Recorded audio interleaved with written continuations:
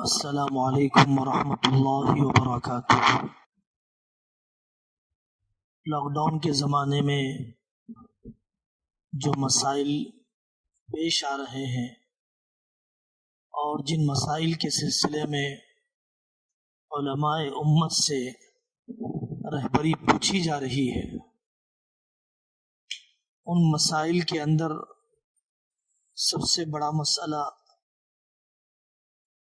یہ ہے کہ کئی ہفتوں سے جمعہ گھروں میں ہم پڑھ رہے ہیں یا ظہر کی نماز پڑھ رہے ہیں،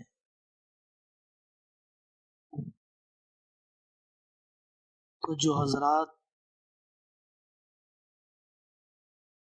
3 جمعہ نہیں پڑھ سکے ہیں، صرف ظہر کی نماز ہی پڑھ پا رہے ہیں، کیا وہ حضرات اس وعید میں شامل ہوں گے، اس وعید کے مستحق ہوں گے جس میں حضرت رسول اللہ صلی اللہ علیہ وسلم نے فرمایا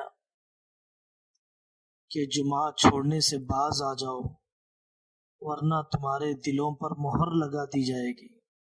تو ہمیں جاننا چاہیے کہ جمعہ چھوڑنا واقعی بہت بڑا گناہ ہے اور اللہ کی ناراضگی اور اللہ تعالیٰ کی طرف سے مہر کے لگا دیے جانے کا ذریعہ ہے، لیکن یہ اس حالت میں ہے جبکہ کوئی عذر شرعی نہ ہو، اور ہم جو کچھ ظہر کی نماز پڑھ رہے ہیں بجائے جمعہ کے ہی عذر شرعی کی وجہ سے۔ شریعت ہم سے خود یہ کہتی ہے کہ ہم جمعہ کے بجائے ظہر کی نماز ہی پڑھیں، جیسے کہ دیہات کا رہنے والا ایک باشندہ سال اور بعض مرتبہ پوری زندگی دیہات میں رہتا ہے اور اسے سوائے ظہر کے کچھ نہیں پڑھنا ہے، وہ شخص بھی اس وعید کا مستحق نہیں ہوگا۔ وہ لوگ جو شہروں میں رہتے ہیں اور حالات لاک ڈاؤن کے جیسے نہیں ہیں، صحت مند ہیں، سفر میں بھی نہیں، شرائط جمعہ بھی پائے جاتے ہیں، کاہلی اور کاروبار کی وجہ سے، غفلت اور بے دینی کی وجہ سے جمعہ نہیں پڑھتے ہیں، تو وہ لوگ اس وعید کے مستحق ہیں کہ ان کے دلوں پر مہر لگا دی جاتی ہے۔ دوسرا مسئلہ، ابتدا میں جمعہ کے سلسلے میں ہمارے اکابر کی رائے مختلف آ رہی تھی، آج کل تقریباً اس بات پر اتفاق ہو چکا ہے کہ مسجدوں میں ہندوستان جیسے ممالک میں، غیر مسلم ممالک میں، مسجد میں چند افراد جمعہ کی نماز پڑھ لیں، باقی لوگ اپنے گھروں میں صرف ظہر کی نماز انفرادی طور پر پڑھیں۔ عام نمازیں تو باجماعت پڑھیں گے، لیکن جمعہ کے دن مسجد میں نماز جمعہ ہونے کے بعد اپنے گھر میں ظہر کی نماز انفرادی طور پر پڑھی جائے۔ تحقیق سے یہ بات ثابت ہو رہی ہے کہ مسجد میں جمعہ ہونے کے بعد فقہا کے نزدیک باجماعت ظہر پڑھنا شہروں میں ہرگز اس کی اجازت نہیں دی گئی ہے، اس کو سخت قسم کا مکروہ قرار دیا گیا ہے۔ تیسرا مسئلہ، گھر میں مسجد بنانے کی سنت زندہ ہو رہی ہے، اللہ جل جلالہ امن والہ کا فضل ہے۔ حضرت رسول اللہ صلی اللہ علیہ وسلم سے حضرت عبداللہ بن مسعود روایت نقل کرتے ہیں کہ ما منکم من احد الا ولہ مسجد فی بیتہ، کہ ہر آدمی کے گھر میں اس کی مسجد ہونا چاہیے۔ حضرت عبداللہ بن رواحہ رضی اللہ عنہ جب گھر میں آتے تو گھر کی مسجد میں نماز پڑھتے۔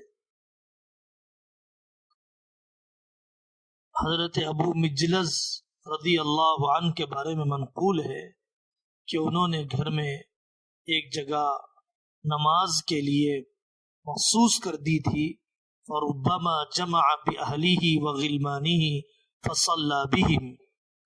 حضرت ابو ثعلبہ رضی اللہ عنہ کے بارے میں تو یہاں تک منقول ہے کہ فقد مات وهو ساجد فی مسجد بیتی، اس حال میں ان کی روح پرواز کر گئی کہ وہ اپنے گھر کی مسجد میں سجدہ کر رہے تھے. اپنے گھر کی مسجد میں بحالت سجدہ ان کا انتقال ہوا. اس موقع پر اللہ تعالیٰ نے اس نعمت سے ہمیں نوازا ہے کہ ہم اس سنت کا احیاء کریں اپنے گھروں کے اندر. چوتھی بات جو آپ حضرات کی خدمت میں رکھنا ہے، رمضان مبارک کی آمد ہے،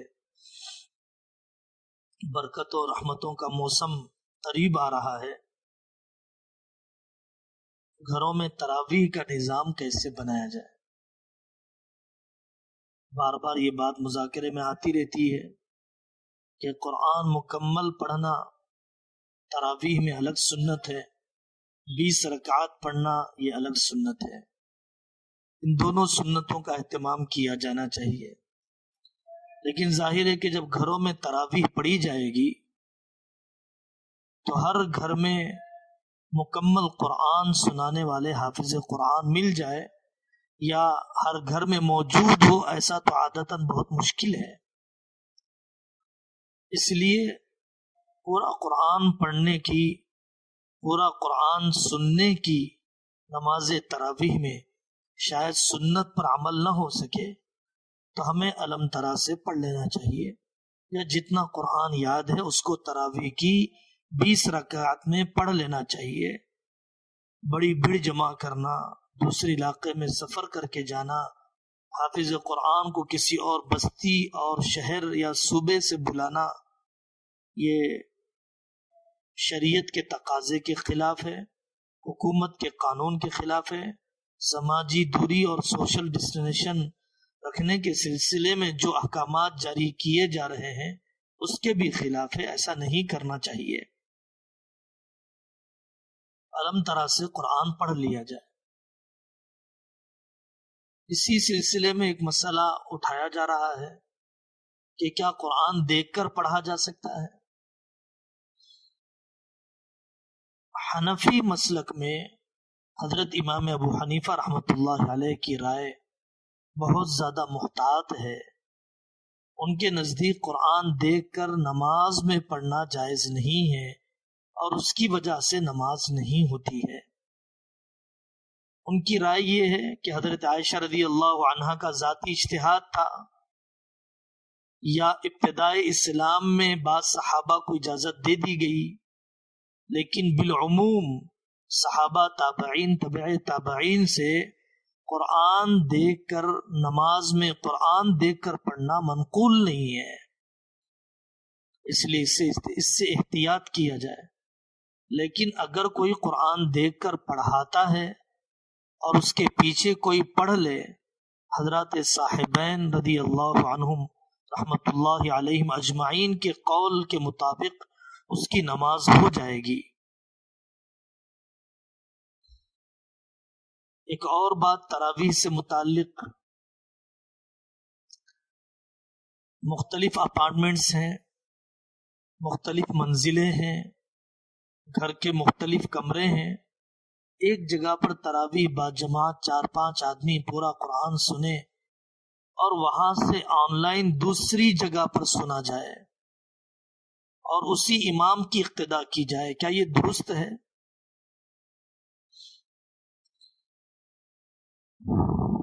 اگر امام صاحب اور مقتدیوں کے درمیان بہت زیادہ فاصلہ ہو، صفوں کا تسلسل نہ ہو، تو وہاں پر نماز باجماعت درست نہیں ہے. صفوں کے درمیان تسلسل کا ہونا ضروری ہے. امام صاحب کے پیچھے 5 آدمی پڑھ رہے ہیں اور ان کے بعد جو دوسرے لوگ ہیں وہ بہت دور ہیں، بہت زیادہ فاصلے پر ہیں، یا امام صاحب سے آگے بھی ہو سکتے ہیں، تو ایسی جگہوں پر اقتداء نہیں کی جا سکتی ہے اور وہ تراویح درست نہیں ہے. اگر کوئی حافظہ بہن ہو اور اس کے حفظ قرآن کو باقی رکھنے کے لیے چند عورتوں کو لے کر عورتوں کی صف میں ہی کھڑے ہو کر وہ اگر قرآن سناتی ہو تو اس کی گنجائش ہے، لیکن اس میں بھی لحاظ ہو کہ آواز زیادہ بلند نہ ہو، مجمع زیادہ اکٹھا نہ ہو، اور شریعت اور حکومت کے قانون کی ہرگز خلاف ورزی نہ ہو۔ زکوٰۃ اور صدقہ فطر کی ادائیگی کے سلسلے میں عام طور پر رمضان مبارک میں زکوٰۃ اور صدقہ فطر کو ادا کیا جاتا ہے۔ میں نے تحریری طور پر بھی اور مختصر سے آڈیو کلپ میں بھی عرض کیا، صوتی پیغام میں عرض کیا کہ یہ خوش آئند بات ہے، قابل قدر بات ہے، لائق تحسین ہے، انکریج کیا جانا چاہیے کہ امت کے اندر رفاہی کاموں میں، خیراتی تقسیم میں غذائی اجناس کو بغیر تفریق کے مذہب کے تقسیم کرنے کا رجحان ماشاءاللہ بڑھتا جا رہا ہے، لیکن اتنا زیادہ بھی خرچ نہ کریں، جیبوں کو اتنی زیادہ بھی جھٹک نہ دیں کہ مدارس کا چندہ اور مدارس کا تعاون رہ جائے۔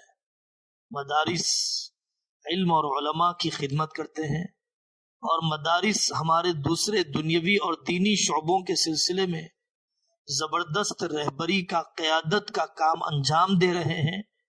مدارس کے ذریعے سے ہی اکثر و بیشتر علاقوں کے اندر دینی تحریکیں زندہ رہتی ہیں، جان باقی رہتی ہے، پاور ہاؤس کی حیثیت ہے مدارس کی۔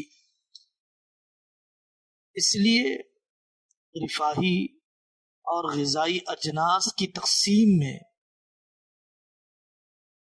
اتنا زیادہ خرچ نہ ہو، اور جبکہ بہت زیادہ ایسی جگہوں پر بھی خرچ کیا جا رہا ہے جہاں ضرورت نہیں ہے۔ ایک آدمی کے گھر میں ہی اتنا پہنچایا جا رہا ہے کہ سال بھر کا راشن اس کے لیے وہ کافی ہو سکتا ہے۔ اس سلسلے میں خیال رکھنا چاہیے کہ سالانہ جتنا چندہ، جتنا تعاون، جو تعاون مدارس اور مساجد کو دیا جاتا تھا، وہ تعاون دیا جانا چاہیے بطور خاص دیہاتوں کے اندر۔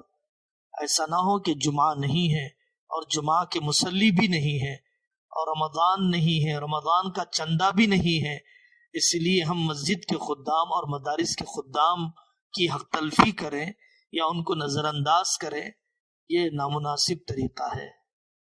سادات کو زکوٰۃ نہیں دی جا سکتی ہے، بہت زیادہ مجبوری ہو، کوئی اور مال مدد کرنے کے لیے نہ ہو تو پھر سادات کا تعاون زکوٰۃ سے بھی کیا جا سکتا ہے۔ اللہ جل جلالہ امن والہ آنے والے دن ہم سب کے لیے علم اور عمل میں ترقی کا ذریعہ بنائے۔ وہ لوگ جو کوارنٹائن ہیں، وہ لوگ جو کورونا کے پیشنٹ بنے ہوئے ہیں، وہ لوگ کہ جو سخت بڑھاپے کی وجہ سے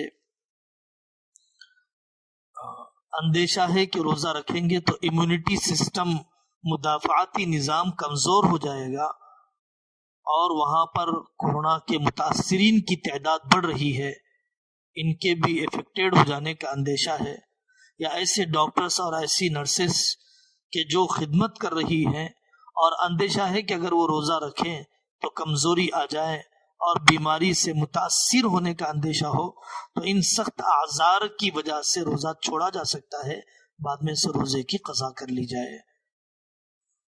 اللہ جل جلالہ امن والہ صحیح عمل اور صحیح علم کی توفیق عطا فرمائے۔ وآخر دعوانا ان الحمد للہ رب العالمین۔